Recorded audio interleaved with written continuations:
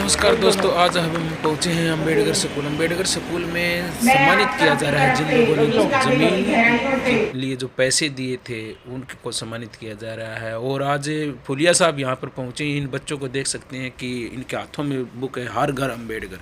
तो फुलिया जी से हम बात करते हैं, इन्होंने बांटी आज। जी फुलिया साहब, आप जो है एक शिक्षा की झलक जगाए हुए हैं। यहाँ पर भी आपने पीछे एक लाइब्रेरी का उद्घाटन किया था और आज कुछ पुस्तकें भी बांटी गई हैं यहाँ पर स्कूल के अंदर।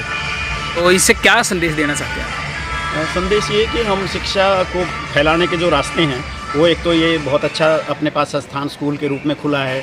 फिर इंस्पेक्टर साहब ने पिछली बार यहाँ पे एक लाइब्रेरी का शुरुआत मेरे हाथों से करवाई थी और वहाँ पे बच्चों की पुस्तकें पढ़ने के लिए मिल रही हैं। इस साल मैंने ये अभियान किया हुआ है कि साहित्य और संविधान पढ़ो पढ़ाओ अभियान, क्योंकि जब हमारे पास पुस्तकें होंगी तभी हम उनको पढ़ेंगे। बहुतों बच्चों के पास में पुस्तकें नहीं हैं, लोगों के पास भी पुस्तकें नहीं हैं, तो अगर पुस्तक नहीं होगी तो उसको पढ़े नहीं आदमी।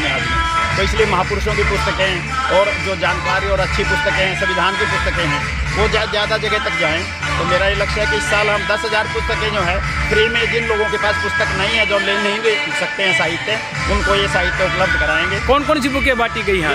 यहाँ जो पुस्तक बांटी गई है वो घर घर अम्बेडकर और हमारा संविधान, ये 2 पुस्तकें आज प्रमुख बांटी गई हैं। और हम अलग अलग तरह की 20-25 30 तरह की पुस्तकें हैं जो बच्चों के लिए, छोटे छोटे जो बच्चे उनको आराम से समझ सकते हैं, युवा समझ सकते हैं, उनसे प्रेरणा ले सकते हैं। इस तरह के साहित्य को हम जो है बच्चों को देते हैं। Thank you sir. लेकिन उन्होंने अपने ऊपर खर्च नहीं किया ज़्यादा। वो कपड़े और अपना रख रखाव ज़्यादा इसलिए अच्छा रखते थे कि उस समय ये बहुत बड़ी ज़रूरत थी अपने सम्मान को बनाए रखने के लिए, दूसरों में अपने समाज को और अपने समाज के लोगों को ये सिखाने के लिए कि हम इसके हकदार हैं। अन्यथा मैं समझता हूँ कि वो उस चीज़ में भी नहीं जाते, क्योंकि उन्होंने और कुछ जो बड़ी चीज़ें थी, कोई ऐसे अपने ऊपर ज़्यादा पैसा खर्च करने वाली वो कभी नहीं करी। उन्होंने कभी शराब नहीं पी, उन्होंने कोई और चीज़ें नहीं की, उन्होंने कोई विलासिता की चीज़ों में वो नहीं गए।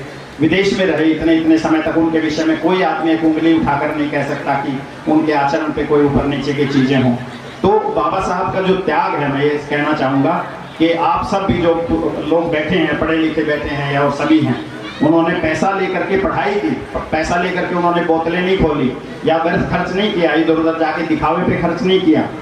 तो इसलिए मेरा निवेदन रहेगा कि आप में से भी बहुत सारे लोग ऐसे होते हैं कि जिनके पास पैसा है, वो समाज की सेवा में लगाएं पैसे को बचा करके, और ये ड्रिंक्स और ये जो स्वास्थ्य को नुकसान करती हैं उनसे कृपया बचने की कोशिश करें। और बच्चे भी इस चीज़ का ध्यान करें, आप अपने बच्चों को भी ये प्रेरणा दें, ये चीज़ें दें। क्योंकि मैं आध्यात्मिक इंसान रहा हूँ, मैं भी IAS के हर पदों पर रहा, चीफ सेक्रेटरी के रैंक पे रिटायर हुआ, 2 यूनिवर्सिटी में वाइस चांसलर रहा।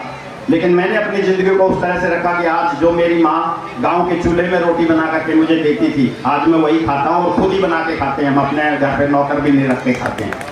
तो ये त्याग जरूरी है अगर आपने कहीं पहुँचना है। मैं पहली जनरेशन हूँ जो स्कूल में गया, और पहली जनरेशन हूँ जो IAS में आया, और पहली जनरेशन हूँ जो IAS के टॉप रैंक तक पहुँचा, और IAS में भी अपने